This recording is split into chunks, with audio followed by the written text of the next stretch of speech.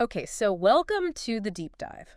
Today we're diving into uh, something that affects pretty much everything we do. Trust. Like, how do we decide who to trust, you know? Right. It's huge. It is. It is. And you shared the study, Trustworthiness, an adaptationist account from evolution and human behavior. Yeah. And, one of the things that really jumped out at me is it's not as simple as just have they messed up in the past. Yeah. It's way more complex than that, right? Yeah. We all have this, kind of feeling of like, once a cheater, always a cheater. Like, fool me once, shame on you. Fool me twice, shame on me. Right. Exactly. But the reality is that, people are much more complex than that. I think we've all had the experience of like, someone who might be fantastic in one kind of relationship or one domain, but terrible in another, right? Like, would you trust this person, to, I don't know, watch your kids, but you wouldn't trust them with money or, Yeah. or whatever. So I think we all kind of have this intuitive sense that it's more complex. But this study really delves into like, what are the actual factors that go into it? Yeah, and they did 6 different experiments with American adults Yeah. looking at friendships, romantic relationships, professional relationships. So really hitting those key aspects of our lives. Right. And I think for you, the learner, what's really cool about this is it really gets into these core drivers, Yeah. right? Like the way that we think about trustworthiness often is just, are you a good person or are you a bad person? Right, exactly. But it's so much more nuanced than that. And this really unpacks it. Yeah, and I love that they call out that common sense thing, right? Like, Yeah. once a cheater, always a cheater, fool me once, shame on you, all that stuff. But like you were saying, is that really the case? And they point out, right, like if that's the case, how do you explain people who, are in a romantic relationship and expect fidelity from each other, but are totally fine cheating on their taxes or, Yeah. where's the logic in that? So there's clearly something more going on than just like this general, are you honest or are you dishonest Right. kind of thing. And what's really cool here is the perspective they take is, it's called an adaptationist perspective. They're basically saying, look, evolution has shaped our minds and our brains and our psychology just like it shaped our bodies. Right. And so just like we have, physical adaptations that help us survive and reproduce, Right. we also have psychological adaptations. And one of those psychological adaptations is probably the ability to very quickly and in a nuanced way assess trustworthiness. Right. Because that would have been incredibly important, for our ancestors. Right. Living in small groups, relying on each It's other. just life or death in some cases, right? Exactly. And so they're looking at it through this evolutionary lens and saying, like, our judgments of trustworthiness aren't just about, like, this objective moral truth. They're about what is going to help me, what is going to benefit me, and what is going to protect me. Right. So is it good for me, not just is it good overall? Exactly. Okay. And so that brings us to their big idea that they tested across these experiments. Right. So their hypothesis is our judgments of trustworthiness track not just did you betray, but who did you betray? Oh, interesting. Did you betray me? Did you betray someone else? Wow. And if you betrayed someone, did it benefit me or did it harm me? Huh. That's so interesting. Right. And so the first 3 experiments really unpack this in like very core ways. Okay. So they look at, they have these vignettes, like little short stories that they're giving people to read. Okay. And they're looking at these 3 different relationship contexts: friendships, romantic relationships, and then this professional relationship where it's like, international relations and a CIA source, Okay. something like that. And the idea is in each of these stories, there's this target person. So the person whose trustworthiness you're trying to judge. Okay. And that target person either doesn't betray anyone, they betray someone to you, so they're betraying someone else, but it's benefiting you. Interesting. Or they betray you to someone else. Got it. Right. Right. And they even have like, a visual diagram of the paper figure 1. Uh-huh. So you can kind of see, okay, who are the characters and what's happening. Yeah, yeah. And they find across the board that non-betrayers are seen as more trustworthy. That's not really a surprise, right? Right. But here's where it gets really interesting. Okay.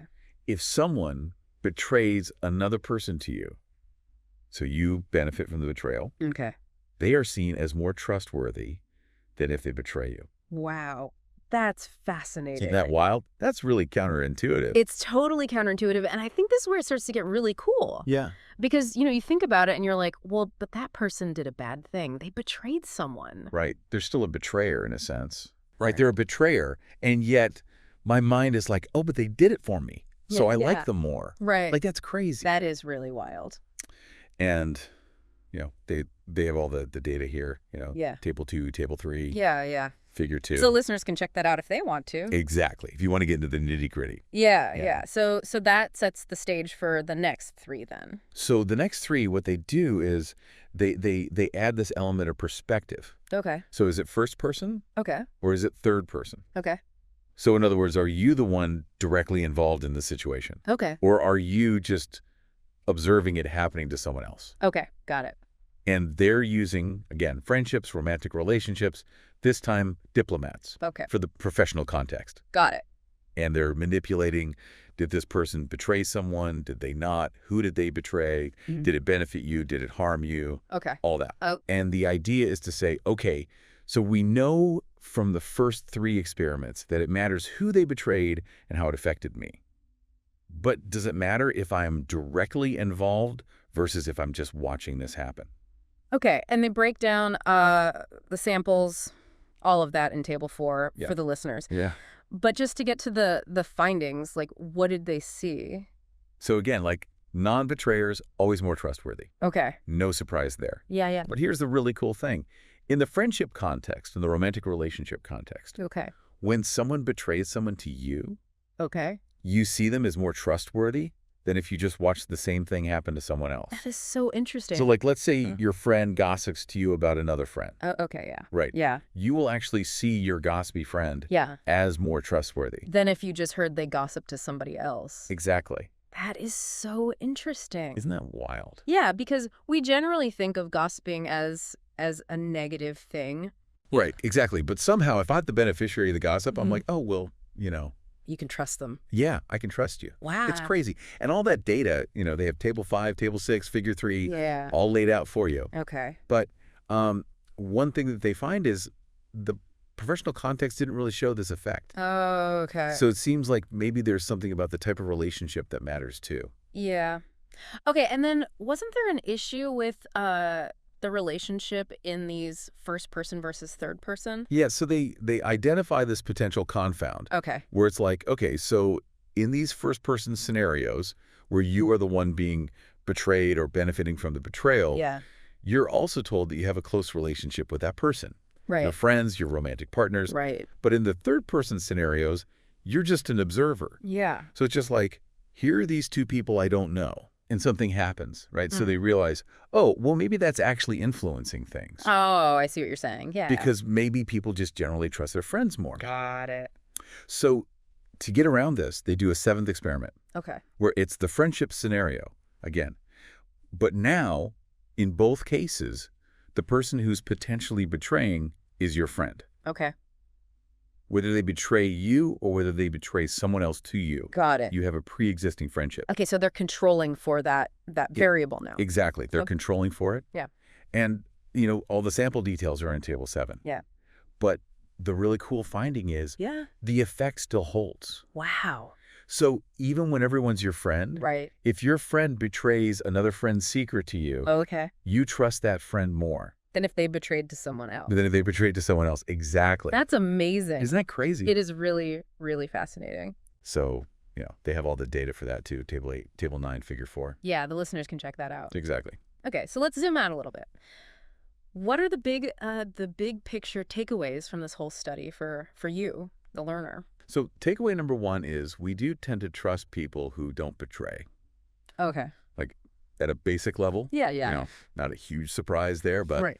But the reason that might be is because someone who is reluctant to betray anyone, Okay. that's probably a good sign that they're not going to betray you. Got it. Right. Yeah, that makes sense. That's kind of like this signal Right. of their general trustworthiness. Right. Yeah. Because they're just not likely to betray. Exactly. But here's the really cool thing. Takeaway Yeah. number 2 is that our judgments of trustworthiness are really sensitive to who did you betray and did it affect me? Right.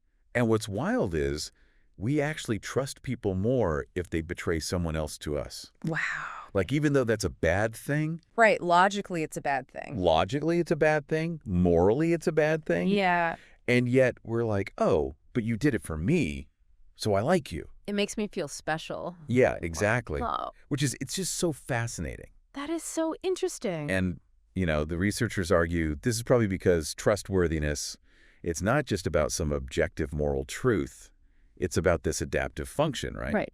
It's about, is this person going to help me survive and reproduce? Right. And if they're betraying people to help me, Yeah. well, maybe they're a good ally to have. Yeah, yeah. Wow, that's fascinating.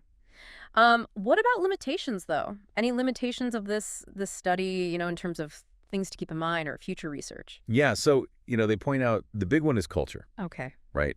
We know that different cultures have different norms around trust. Right. Some cultures are very trusting. Some Right. cultures are much less trusting. They actually cite Yamagishi, who did this work, showing that Americans tend to be much more trusting of strangers than Japanese people. Interesting. So it'd be really interesting to see Yeah. if these findings replicate across cultures. Right. Do they hold up? Right. Are there cultural differences? Sure. The other thing they point out is that these are all hypothetical scenarios. Right. So it's one thing to be like, oh, I'm reading about this and I'm imagining it. It's another thing to actually have it happen to you in real life. Exactly. So, it would be really interesting to see if, people actually behave this way in real life relationships when the stakes are higher. And when emotions are running high. Right. Exactly. Yeah, totally. Totally. So how does this tie in to some of those common beliefs we have then? Like once a cheater, always a cheater, Yeah. all that stuff. So I think it's really interesting because, we've all probably had the experience where, let's say a friend gossips to us about another friend. Okay. And in that moment, we're kind of like, oh, well. Feel special. Yeah, you're like, I can trust this person. Right, yeah. And it kind of violates that. Once a cheater, always a cheater. Right. Yeah. Because, intellectually we might be like, well, if they're gossiping to me about this person, Yeah. they're probably gossiping about me to other people. But, Right. But in that moment. In that moment, it feels good. It feels good. Yeah. And so I think it shows that, our judgments of trustworthiness, they could be influenced by all sorts of factors. And sometimes those factors override kind of our general beliefs. Yeah. So to bring it all together for you, the learner, how trustworthy is someone? It's not just a simple answer. Right. It's really about how does their behavior affect me? Yeah, it's a much more pragmatic and maybe even a little bit self-serving. Selfish, yeah. Yeah. Way than we might want to admit. Yeah, exactly. And this leads to such an interesting question, which is, does that in turn shape who we become friends with, who we partner with? Or we trust, yeah. Because if we're constantly, rewarding people who betray to us, Yeah. what does that say about our own social circles? Yeah, and what are the long-term implications of that, right? Exactly. And I think that's the really cool thing about this study, is it raises so many interesting questions. Yeah, it's a jumping off point, right? Yeah. And if you, the learner, are interested in learning more, diving into this a little bit deeper, definitely check out the full paper. It's an Evolution in Human Behavior. Yep. They cite Kosmides and Tooby, their work on evolutionary psychology. Yeah, it's really cool. And Delton and Sell have done some really great work on the evolution of cooperation. Yeah. And then Yamagishi's work on cultural differences in trust is also fantastic. Awesome. Yeah, there's a lot here to really unpack. Yeah. And think about. Well, thank you so much for sharing this with us. Oh, of course. This was really fun. It's fascinating stuff, and we hope you, the learner, enjoyed it. Yeah, thanks for joining us. And we'll see you on the next deep dive. See you next time.